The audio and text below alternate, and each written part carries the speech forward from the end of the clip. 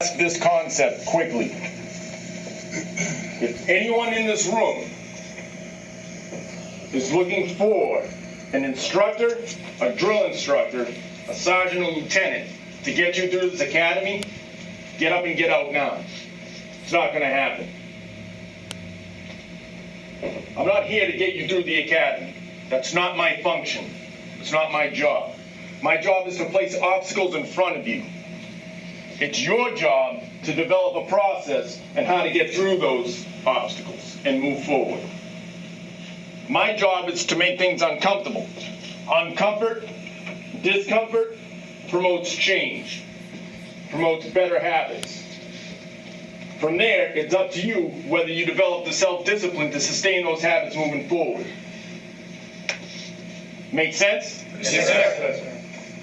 If you're looking from the outside, for outside factors to get you through this academy, do not come back on the 8th. Is that clear? Yes, sir. Hello, everyone. Welcome to Fido Talk. My name is Dave Thompson. I'm the founder and owner of Bare Bones Leadership.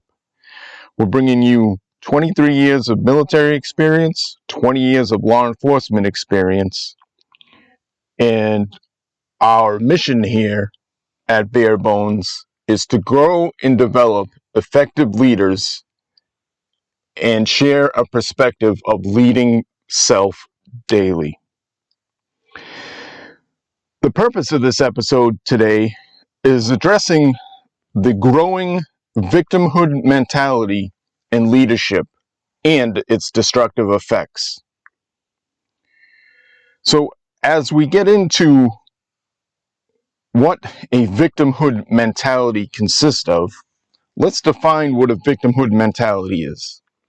A victimhood mentality is a response of a perceived slight where a person feels that someone else or some other set of circumstances is directly responsible for some form of harm that has come to them. Now, that is a classic definition, right? Some of those characteristics that go along with that is the fault and blame game, blaming other people, other circumstances, the and, if, and buts that go along with that. It's a feeling of, I have no control or power over a situation that happened to me. So it's almost like a defeatist purpose, right? I have nothing else except to lash out in blame and fault across the board. It directly leads into complaints, constant complaining. It becomes a crutch. And it doesn't go away because it's not effectively dealt with. It becomes that cycle of an incident happening, fault and blame, point. At no point is there any inward looking. Nothing gets resolved because you're powerless. And then you just complain until the next incident happens. And that cycle will continue and continue and continue. Everything I just spoke of is a great definition of lack of accountability. And that's what the victimhood mentality looks like in general terms, right? That's what it looks like. Now, there have been certainly instances where I've certainly fell into this trap too, of blaming other things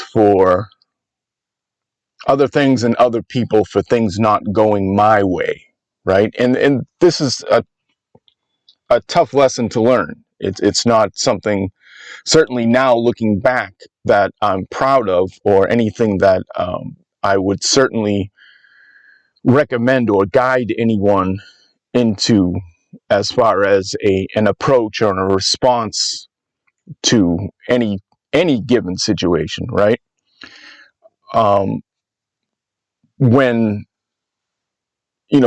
ascension, promotions, and those type of things came about in my careers, and I fell short. The short answer is it was 100% my fault, despite any perceived circumstances.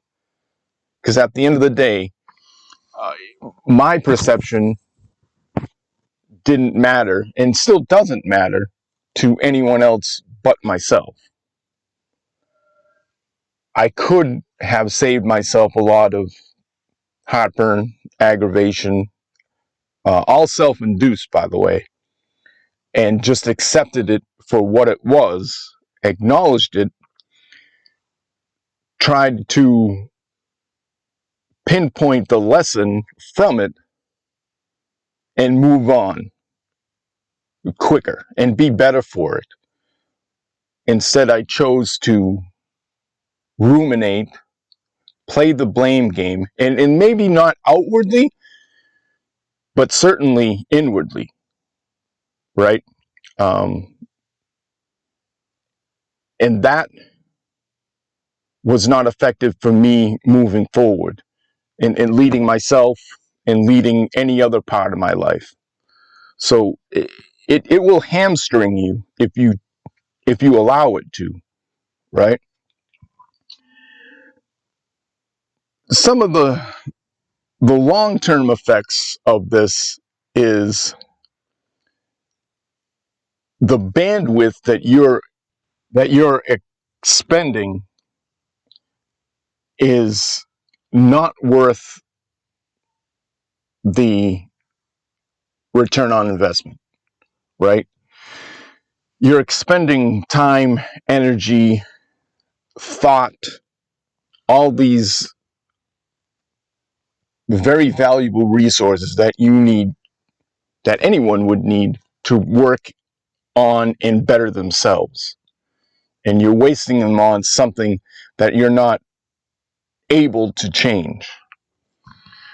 So there are some definite immediate and long-term effects from adopting that victimhood mentality. The impact that type of mentality and approach has is it undermines every core principle of leadership, right? It undermines the 3 priorities. It undermines the 11 principles. It undermines any virtues of Stoicism. It undermines and undercuts any set of ethos or codes or standards that you and or your team are trying to develop within that organization, within that division, within your own teams, and at the end of the day, within yourself. It undermines it across the board because it's pulling out the accountability. It's pulling out the responsibility. It's pulling out the opportunities for improvement and building confidence in your own abilities and your decision-making process and your logic and your rational behaviors, right? It's extracting those, and those, until you're willing to accept that responsibility and be accountable for anything and everything, those always will be outside of your reach. With that as well, you lose your ability to make that situation right, to correct that situation, right? If it's someone else's fault, the chances of you correcting that and making it right are almost zero. If you have no responsibility for the problem, you have no responsibility for the solution, right? Why would you jump in and fix something that you own zero of? If you have zero ownership of it, it makes no sense to go in and fix it, right? There's no incentive for you to do so. Like there's no gain. There's no net gain for you to put in the effort. And that's just human nature. That's not some sort of, psychobabble bullshit. That's human nature. The poor decision making that comes along with that as well is the lack of effort required in the blame game, the lack of effort required in pointing out faults. That's easy, right? And we could layer it and layer it and layer it, and it gets to be complex, but it's easy because every layer is just a blame or a fault. It's A, B, or C set of circumstances. It's A, B, or C person who's done A, B, C, D, E, right? That's all easy. It's just shooting out fault and blame.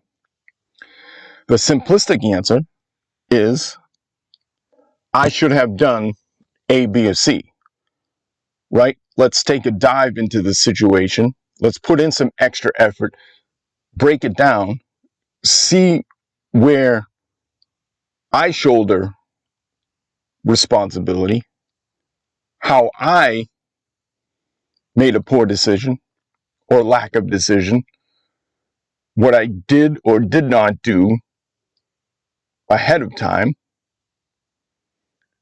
and what I can do to mitigate that moving forward, right? Now I own that. Now I'm honing some decision-making skills, right?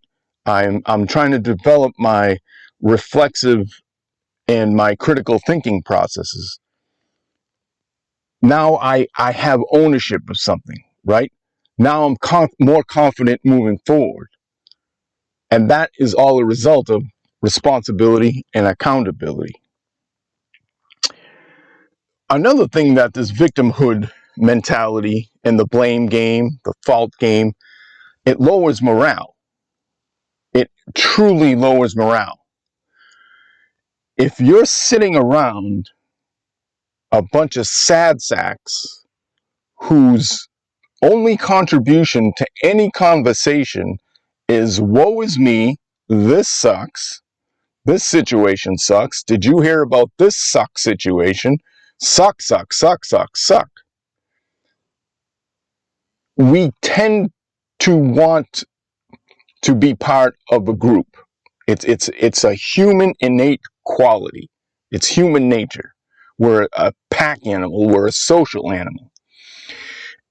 And to go against a group is difficult. It's uncomfortable. Not too many humans want to, and I'm using air quotes here, rock the boat. So we take that easy path, right? We grab one of those crutches and say, yeah, sure it does suck, right? It blows. And then all that does is keep the morale as low as possible. If you are relying on someone else or some other circumstance to raise your morale, you're going to be waiting for the rest of your freaking life. It's no one else's responsibility. It's no one else's job to make you happy, right? The very best a leader can do is to develop and create an environment that promotes professionalism. It promotes growth and development. It promotes initiative. It promotes learning. It promotes decision making, right? It promotes these critical characteristics and critical skill sets that will make an individual successful, right? On the individual level, at the frontline leader level, at the mid-manager, mid-level, and all the way up until you are creating leaders that are more effective than you are, more effective to yourself. A leader cannot crawl into another human being and dial them in to make them happy, to make them content. It's impossible. It's 100% impossible. And to think otherwise is almost ludicrous. It certainly is ridiculous to think that someone else is responsible for your happiness. Now, again, I've said this on several occasions to various groups. There's only 6 fundamental emotions, and happy is only one. You have a 1 in 6 chance every day of waking up, swinging your feet to the floor, and being happy. And if you're not, and you'd like to be, if you're anything but happy, don't stay there. It sounds simple because it is. But it is difficult. That's the caveat, right? That's the dichotomy. That is the catch. It's difficult, right? It's also difficult swimming around in a low morale environment. It's also difficult to perpetuate victimhood and woe is me and the blame game and the fault game. That's difficult as well.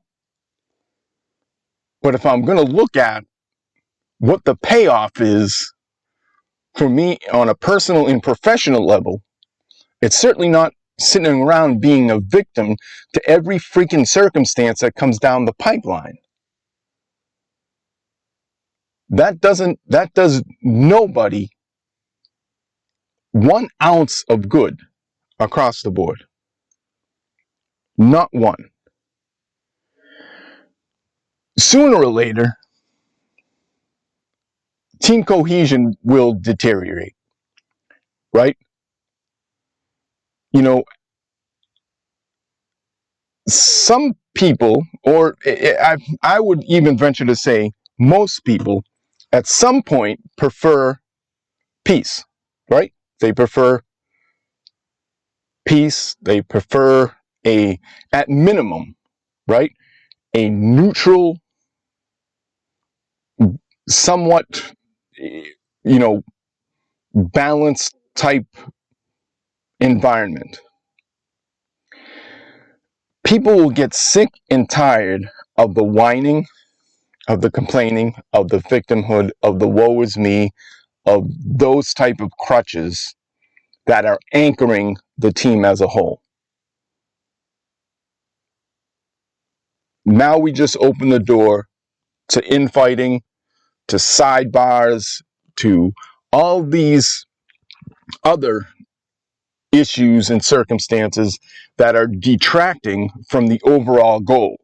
They're detracting from the overall team, and they're detracting from you as an individual, because you have to spend bandwidth, you have to spend time and energy to either circumvent that or deal with it.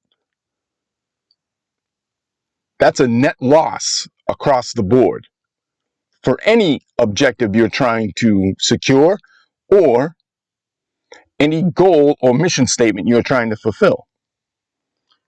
It doesn't make, it makes zero logical sense to conduct yourselves in that manner. Now, we can take a look at some historical figures, right, who have fell into that trap.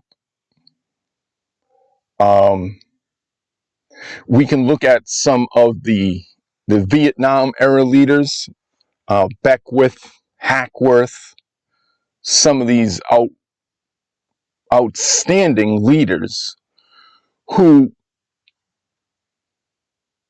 were somewhat outspoken, um, didn't agree with some circumstances and some situations that happened, and certainly the way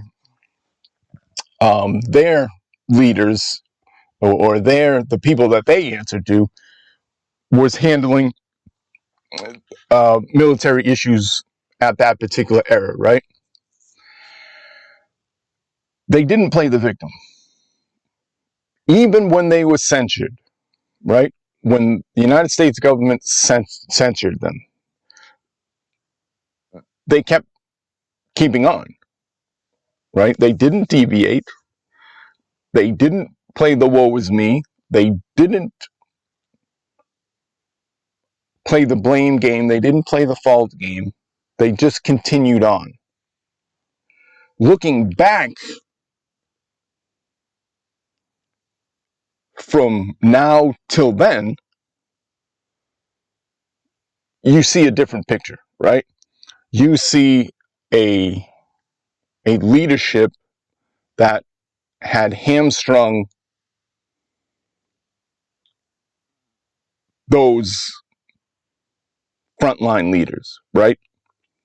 And you see honorable men that failed to deviate from their core values and ethos and their character, that they were not going to allow any circumstance, any situation, any incident to keep them from doing what they considered right within their left and right limits, right? Great examples of abstaining from the victimhood. It's not, and this is the thing, it may not be a an all-out win right off the rip, right? It's the long game. You might feel better in that instant, but I can almost guarantee you are a straight loser playing the long game. You might feel good up front, and it might be, refreshing, and or however you might, whatever gratification you might get out of bitching and moaning and playing the victim. But long term, it's a net loss. And those guys like Beckwith, Hackworth, some of the others that were censured, and even Schwarzkopf, Colin Powell, some of the more recent heavy hitters have kind of fell back a little bit, right? And I don't think that is any type of a coincidence. But what they didn't lose was their character, right? They they they weren't victims, right? And they continue to persevere despite any and all circumstances. When we talk about how do we break free from this mindset, it goes back to this no shit self-assessment. A self-assessment. If you can grab someone you're close with, and if you have an inkling that you're being a complainer, if you are playing that victim card, and you have the wherewithal to grab somebody you trust, to be as open and transparent with you as possible and say, hey, what do you think of A, B, and C? Take that to heart, right? because everyone's truth is their perspective. If from their perspective they are seeing a victim when they look at you, and you have an inkling that you might be trending in that direction, it might be time to rethink the way that you approach things, right? How do you build that mental resilience to victimhood? Well, that's a good question, and I think it's going to be different for everyone, right? Everyone as an individual will have to go through their own individual process. But speaking in general terms, embrace everything. Embrace everything. Um, Plan better, present better, be more educated, right? Follow the 11 principles of military leadership. Keep the 3 priorities of leadership. Have left and right limits. Live by a set of ethos or a code that's not going to allow you to deviate and fall into that victimhood, right? Set attainable goals for yourself, right? And this doesn't have to be, put up on a billboard. This is just between you and you against you. Set a goal. I'm going to do A, B, and C, or I'm going to do A, and I'm going to work on that for 6 weeks, right? Ask people at different intervals and different people their honest opinions. Get feedback, right? Get feedback and take it for what you think it's worth. The feedback doesn't mean anything if you don't learn from it and apply it moving forward.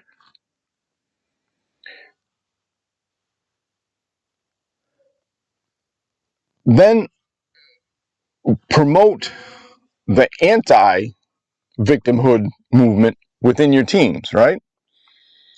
And don't shy away from you being a born-again non-victim, right?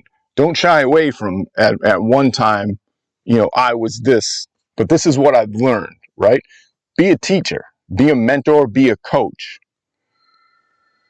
Apply your lessons to the new Jack, right? Apply your lessons to someone who might be falling through and going down that same road.